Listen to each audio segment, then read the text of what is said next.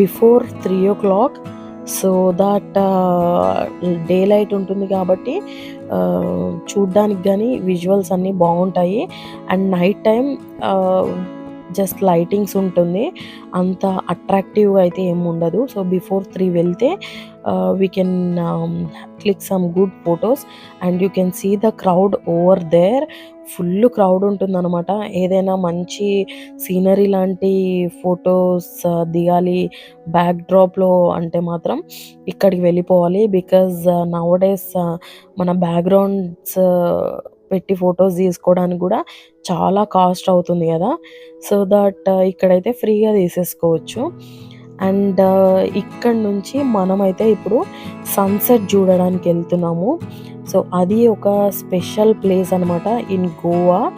ఇప్పుడే రీసెంట్గా ఓపెన్ అయింది ఆ ప్లేస్. అండ్ ఇంత